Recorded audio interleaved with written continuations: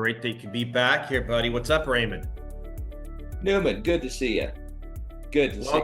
Welcome everyone to another episode of Buzz Dental. You're like special guest numero uno. I think you've been on the pod more than anyone, and great to see you, buddy. How you been? That's quite an honor because this is a heavyweight podcast, so I'm honored to be here. Ah, thanks, buddy. Thanks. Yeah, we're not messing around here at Buzz Dental. No, you don't. Your boots on the ground, get it done, and I admire that tremendously. Yeah, Thanks, buddy. good No, we stuff. have fun. Nice We have show. fun.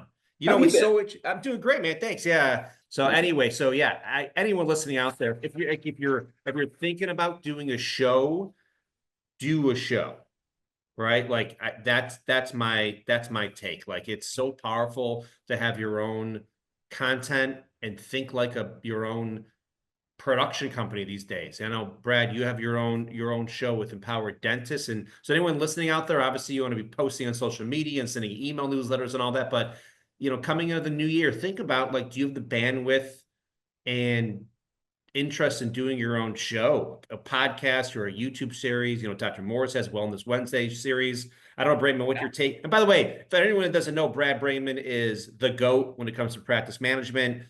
He's the founder and lead consultant at Empowered Dentists. You go to empowereddentist.com. But Braman, what's your thoughts on that whole having your own show idea? I think it's a fantastic idea, and one of the things I enjoy tremendously, that's a lot of meaning to my life, is consuming those shows in various topics.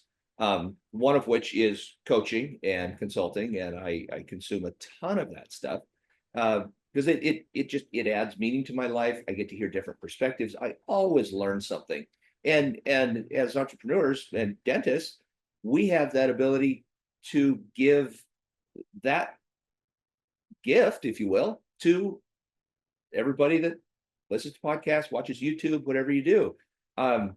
So yeah, I think if it's something you would enjoy, and I'll be the first to tell you, you know this, Brad, I didn't used to enjoy it, but I'm developing an enjoyment for it, and I'm really starting to dig it. So even if you think you're not sure about it, it's play with it a little bit. And and if you're really unsure and you're not sure where to start, contact Brad Newman, the other Brad on this podcast, at Brad at Dentainment.com. There's a nice little in episode plug right there for the agency. Thank you. That's solid. And I mean that sincerely. I mean, and I will tell anybody this on recording or not, you are the most creative person I know. The stuff that comes out of your mouth, that rattles around in your head, it entertains me and baffles me how you think of this stuff just on the fly. Wow. It's That's really sweet of you to say. That means a lot. If there's any compliment that I would take, I mean, I really appreciate that. I have no words. So thank you.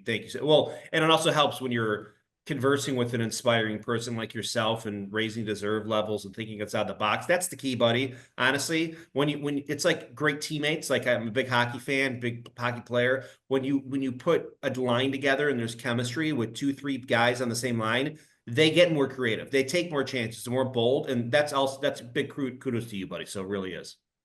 Well, that's what's so much fun about hanging out with you and doing this kind of thing with you, is it's 1 + 1 = 3. Exactly. Yeah, exactly. It absolutely is. And you know what? If I could share a little book that I'm currently into. So I mentioned that I've kind of gotten over, or I'm getting over. I would say I'm over it now. The reticence to create content.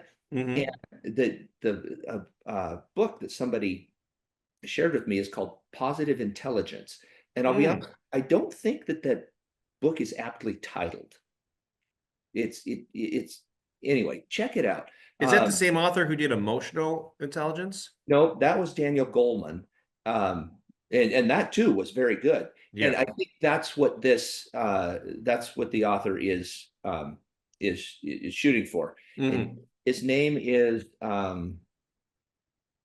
oh gosh, I'm gonna look it up. We can keep talking. Anyway, it's about this, it's about what's in our heads. And the, we all know the left brain is the logical, kind of, well, all dentists have a swollen up left brain and an atrophied right brain. I think you have an atrophied left brain and a really swollen right brain. And the idea is, our left brain is our logical, keep everything in a line, very analytical brain, and our right brain's a really creative brain. Well, it turns out in our left brain, there's also this things that we learned to do as kids to survive. And that is not a knock on parents or anything like that, but we all had to adapt to learn to get to navigate our childhood in some fashion. Yeah. Be school, home, family, whatever. We had to learn how to navigate it. And so in doing that, we developed these things that the author calls saboteurs. And they're the ones that hold us back, that sabotage our progress, our success, our happiness in life, our enjoyment of life, what we can contribute to the world. And on the other half of your brain, your right brain, we have the sage. And the sage is when we're kids, before we learn to develop all these constraining thoughts and behaviors, our saboteurs, our sage is the one who gives us permission to do anything we want. I mean, think back to when you were a kid, or maybe a kid, or maybe you have kids, and up to some point, that kid can do anything. There is not a shadow of a doubt in that kid's mind that anything is possible. Right. And then we learn these behaviors and habits to navigate our childhood. And those are the saboteurs that come in. So slowly over time, the sage gets squashed down and these saboteurs come in, and they're the ones that keep us in a box. And so slowly we learn that, or we learn to think that we can't do any, or that we can't do some things, that's beyond me. That's, I can't do that. What would my friends think? What would my family think? Blah, blah, blah. But when we were kids, we could do anything. There was no stopping you. Anyway, it's really, really, it's a cool book. I'm going to look up the author. Do you work with your clients to bring out the sage more? Well, I am now. Yes. Right. And this is something that I love about coaching, is that I'm always learning new stuff. And a lot of this comes from different podcasts that I listen to, and books that I read. I'm a voracious reader, as you know. Yeah. So the opportunity to learn new things and pass them on, that can catapult people's lives into a completely new stratosphere that they didn't even know existed. It's watching people exceed what they previously thought was possible is, and I guess to some degree, playing a role in that, helping them accomplish that. It is unquestionably the most satisfying thing, the most enjoyable thing that I can think of. It's just absolutely fabulous. Well, we were on a call together because we share a few clients, and we were on a call a couple months ago, actually. Oh, hang on just a second, Brad. I just found so the book is Positive Intelligence. Okay. And the author is Shirzad, Shirzad. And the last name is Chamine, Chamine. Awesome. Great resource for the listeners.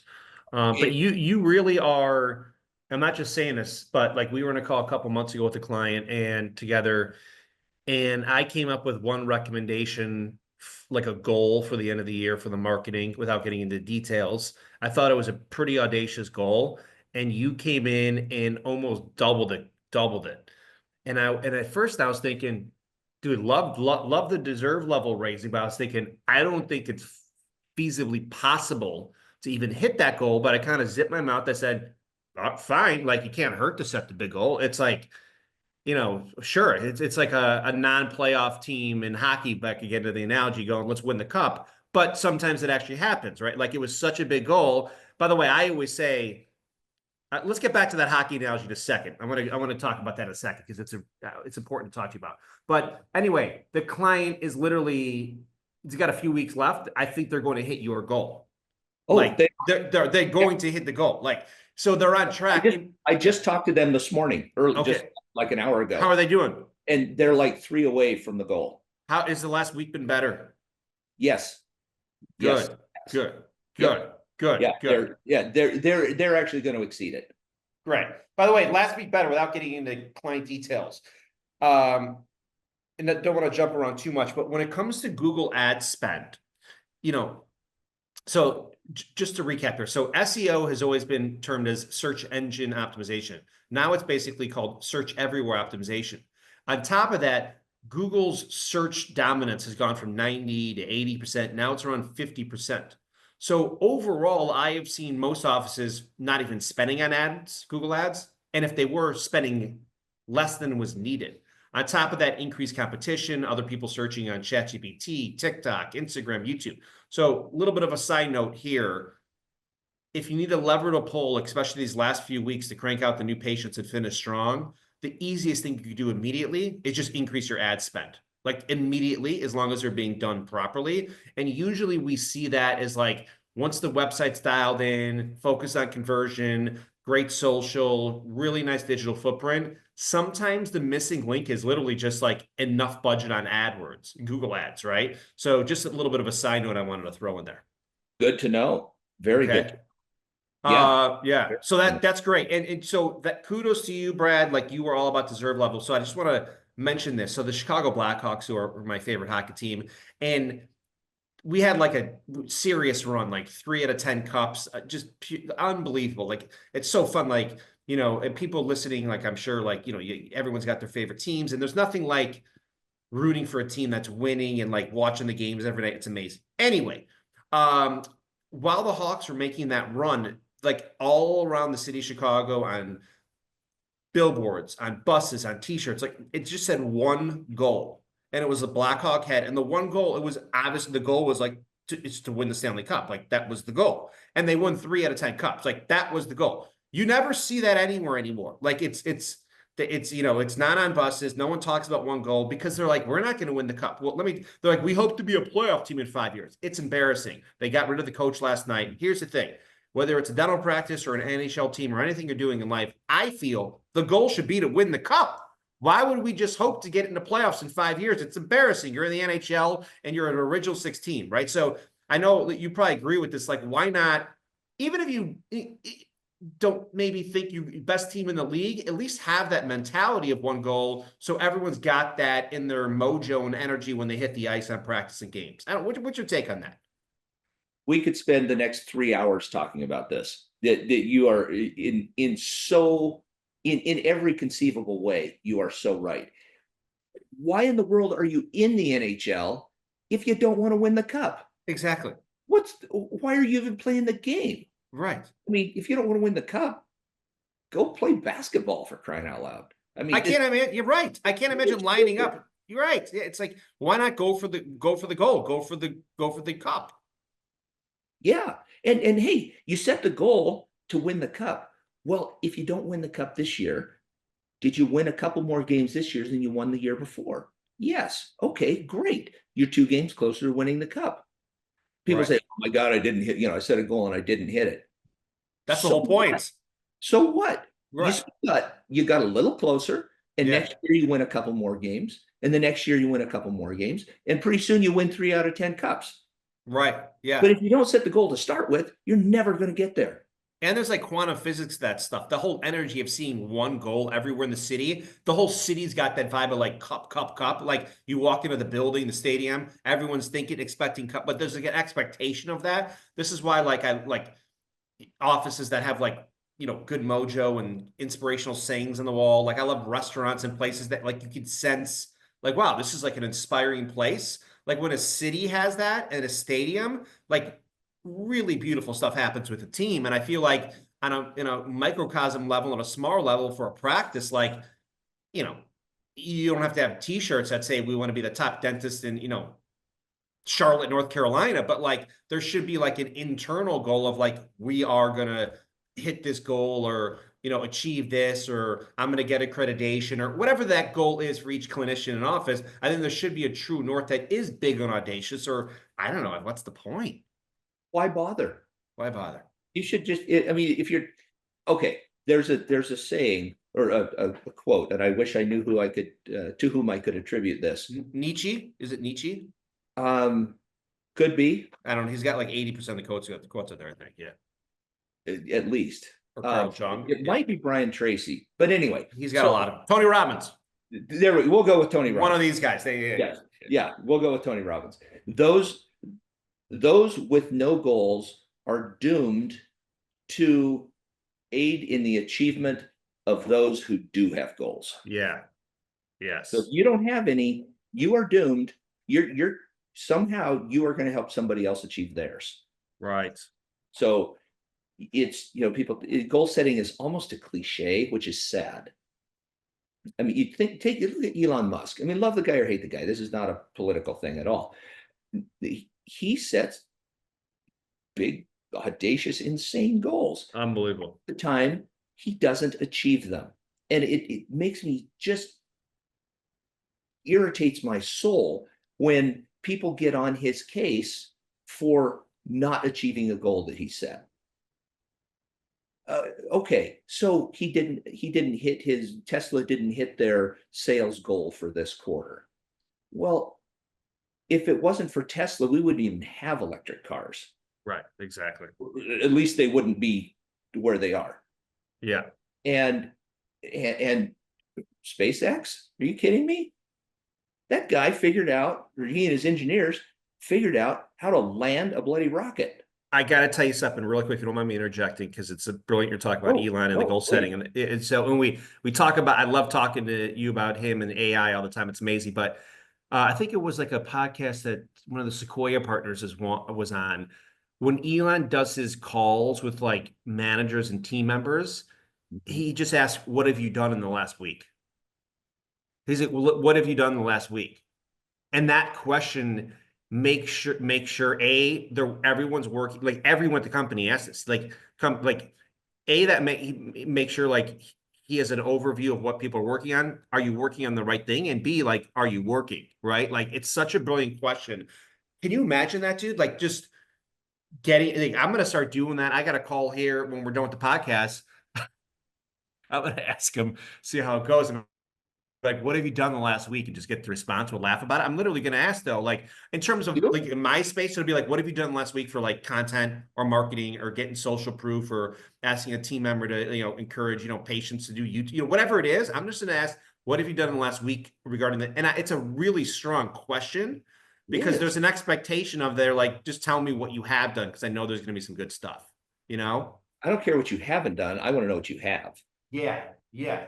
I love that. It could be one little thing that moves the needle, like one little thing to give you leverage, Pareto's principle. What is it? Pareto principle. Tell me about that. What's that? 80% of your efforts get you 20% of your results. The Pareto principle. Oh my goodness. Yeah. 20% of your efforts get you the last 80% of your results. So why not just focus on the 20% of your efforts that get you 80% of your results? Forget the other 80% of your effort. It's only getting you 20% of your results anyway. Just don't even waste your time with it. Just focus on the 20% of what you do that gets you 80% of your results. You'll take over the world. Wow. Is that the person's name, Pareto, who came up with that? Yeah, it was an Italian economist back, I want to say in the 1500s. His name was Vilfredo Pareto. I think it's Pareto. What is Dental Year? Dental Year is the leading marketing app in dentistry. Created by marketers, this resourceful platform helps your dental practice in a variety of ways. Content inspiration, real-time marketing ideas, tips on ROI with your current methods, fresh resources, and lots more.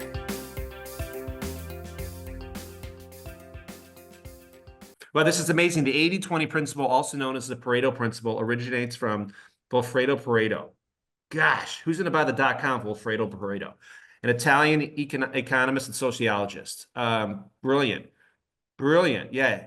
He observed that 80% of effects come from 20% of causes initially stemmed from a study of wealth distribution in Italy, where he found that 80% of land was owned by 20% of the population.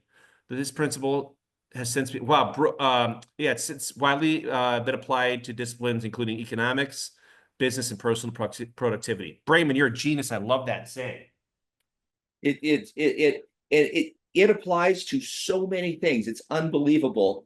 When you step back and look at what you've accomplished in your life, it's unbelievable the amount of things to which that 80-20 principle applies. It's just it's off the charts. So to what we were talking about earlier, setting goals.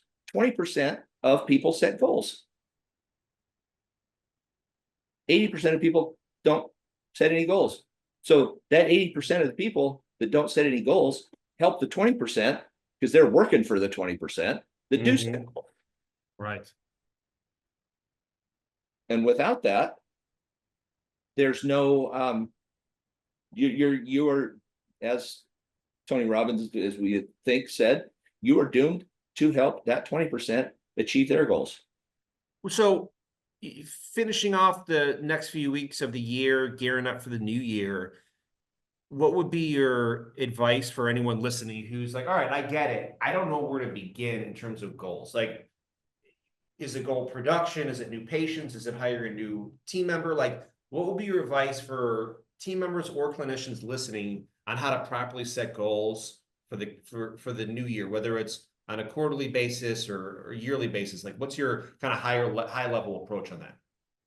So this is something I work with my clients to do, and we do this every year. And we're currently doing this. I'm currently doing this with my clients, working on setting goals for 2025.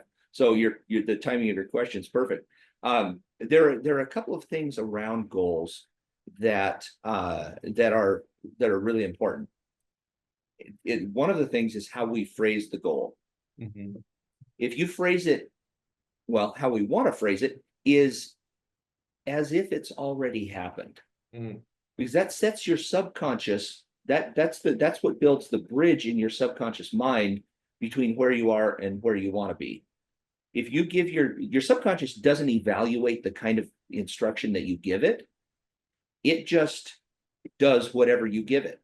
And if you phrase a goal as if it's already happened, your subconscious doesn't like dissonance. It wants everything to be resonant. So if you tell your subconscious something has already happened and it hasn't, your subconscious can't deal with that. So it will drive your conscious mind to making sure that happens so that there can be resonance again. Wow. So you phrase a goal as if it's already happened. So let's say you want to collect $500,000 more this year than you did, or excuse me, in 2025 than you did in 2024. You might say something, this is another key, write it down. You have to write it down. If you don't write it down, I'll give you you and our audience a little exercise to play with in a second. But you write it down, and you might say something on December 31, 2025, we collect $500,000 more than, let's say you did 1.5 this year, you want to do 2 million in 2025. In 2025, we collect $2 million. That's simple. Yeah, that's As it. if it's already happened. And that's the key to build that bridge in your subconscious so that it will once again attain resonance. It gets rid of that dissonance. It will do everything it can to influence your conscious mind to eliminate that dissonance. So the exercise that it's a fun little game. Write down 10 things. Just find a 8.5 by 11 piece of paper. Lined, not lined, doesn't matter. Write down 10 things that you want to accomplish in 2025. I don't care what they are. I want to paint my house. I want a new car. I want to go skiing. I don't care, whatever it is. Write it down, fold that piece of paper in half, put it in the bottom of your sock drawer, and set a tickler, a reminder in your phone, on your calendar, to go get that on December 31 of 2025. Pull it out, December 31, 2025. I would go so far as to say, I guarantee you will have accomplished at least 5 of the 10. At least 5. And Brian Tracy was he's still around. I don't know if he's still alive or not, but his material's still around. Amazing. Yeah. I took a class from him once, a 2-day seminar on sales. And he had us write down, he had us do this exercise. And I thought, oh, this is dumb. But I did it, just, I paid the money and bought the plane tickets and the hotel. I said, okay, whatever, I'll do it. This is when I was in college. And so I did it. And, we didn't have iPhones then, or, smartphones of any kind. So, but I always had a calendar on my wall, an Ansel Adams calendar. I love Ansel Adams photography. Really beautiful stuff. Yeah. So I got it out. This was towards the end of, gosh, I don't know, anyway, whatever. It's towards the end of the year. And so I had next year's calendar. So I wrote that on there. And December 31 of whatever year that was, I went, fished that out of the bottom of my sock drawer. I had accomplished 9 out of those 10 things. That's amazing. If you had asked me what was on that list before I went and got it out of the sock drawer, I couldn't have told you a single thing that was on. Wow. Not one. Not a single one. That's powerful, dude. So that's the power of writing down your goals. Mm-hmm. And there's goal setting has been studied and into oblivion. But one of the keys is write them down, phrase them as if they've already happened. Mm-hmm. They have to be measurable. So hence in our previous example, the $500,000, you have to have a starting point and an end point. So what you want to accomplish. And the other, there's many, but another really key component is share it with at least 3 people. Whatever your goal is. And it can be kind of scary sharing that, because you sort of set yourself up. You're hanging it out there saying, well, okay, I'm going to do this. But the accountability that provides, and those people that you share it with, they're probably not even going to remember you shared it with them. But just simply the fact that you did, your subconscious doesn't want to be embarrassed. And so your subconscious, here we go again, influences your conscious mind, and it's going to make sure that you pull that off, so that to save face, because you don't want to admit, God forbid somebody actually does remember that goal and they come asking you at the end of the year, hey, how'd that go? Last thing you want to do is tell them, well, I got partway there. And hey, even if you got partway there, you still, back to the hockey analogy.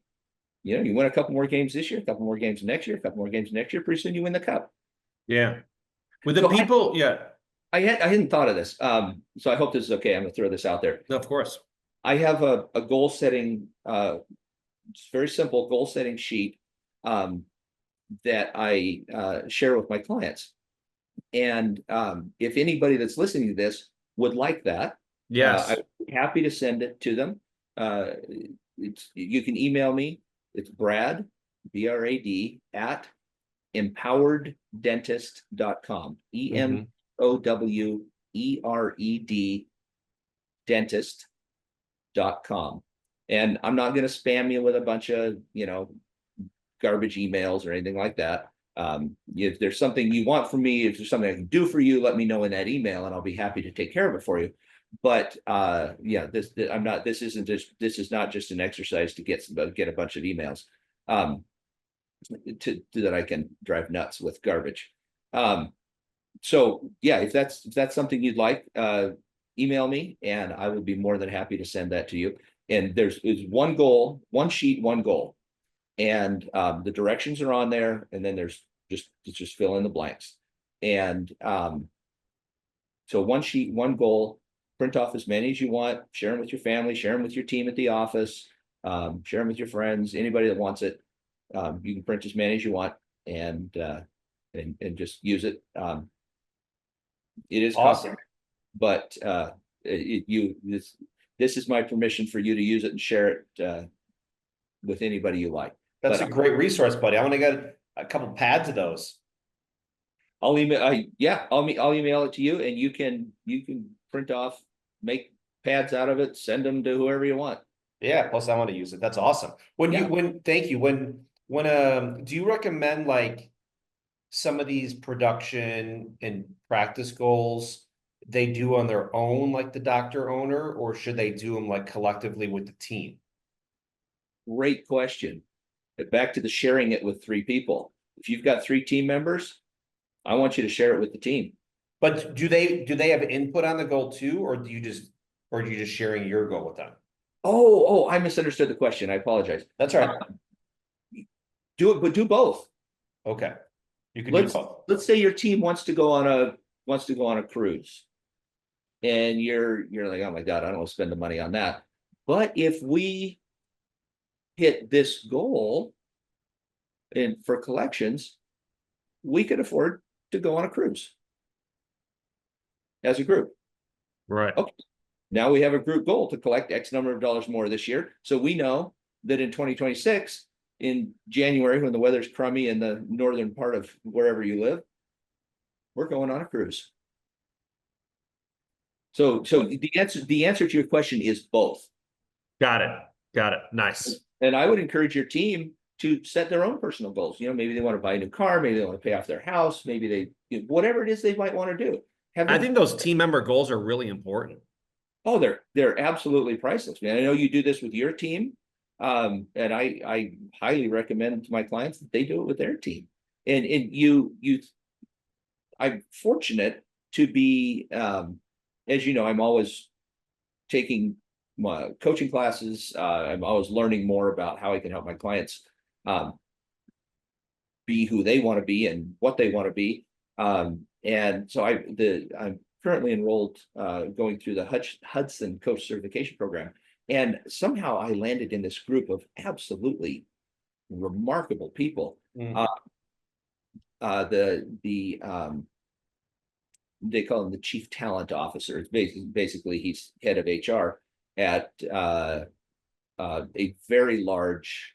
I'm not supposed to say the name because they figure out who the VC firm. Yeah, the largest VC firm in Silicon Valley. If you want to figure out who that is, you can. But they are. I mean, they are the largest VC firm in Silicon Valley, and several partners from the big 3 consulting houses in the U.S. So anyway, I get to be around some really unbelievably brilliant people, and we were talking about goal setting the other day, and so I sent them that goal setting sheet, and all of them have responded back like, "Can I use this at my at work? Can I use this?" Yes, absolutely, you can. That's amazing. Please do. That's the whole point. A rising tide raises all ships, and I firmly believe that. And if I can help the largest VC firm in Silicon Valley, then they're going to help more firms, more startups be more successful, and the consulting houses, they're going to help their clients be more successful, and we as a country are going to be more successful. So a rising tide raises all ships. So I really want to be generous. I want to share anything I can do to help you or anybody else be successful. I really, really firmly believe that's something we all can do for each other. So what's great, Brad? I got to tell you, you're always going to the conference, you're going to the seminar, you're enrolled in the course, you're reading the books, you're listening to the podcast.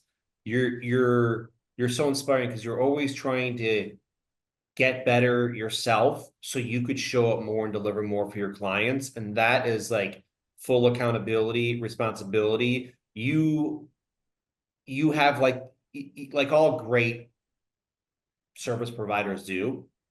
Dentists who are going to, your best CE courses and becoming the best and learning about patient experiences and all this. It's like everyone has their own domain. And when you're just dedicated to that craft, everyone wins. And you're the epitome of that, buddy. You really are.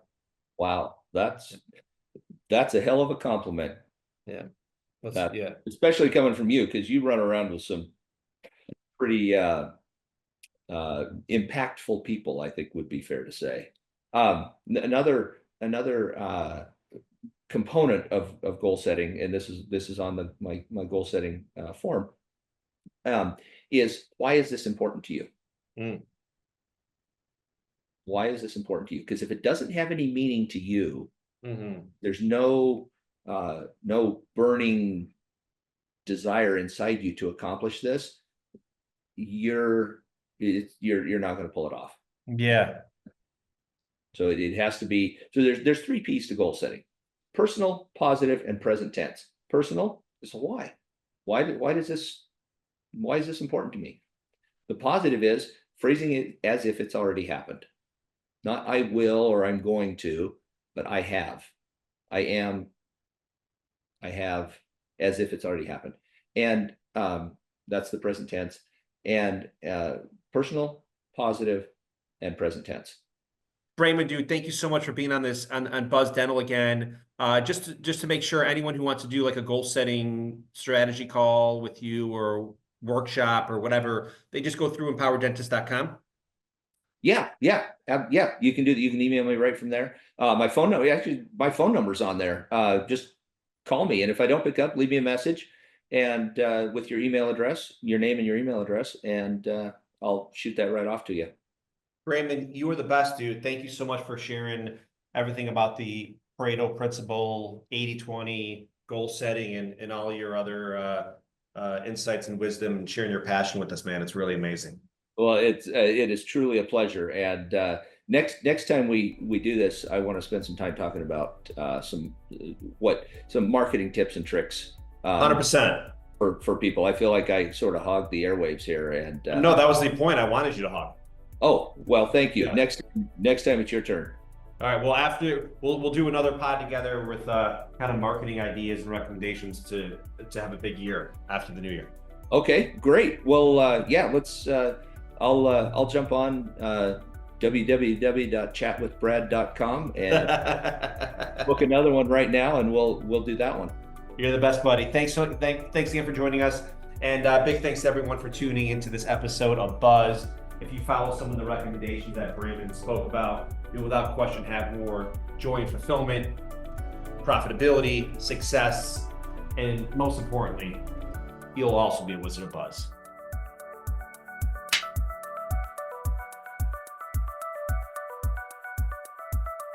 If you're looking for more reach, engagement, and conversion with your dental practice marketing, download the Dental Year app today.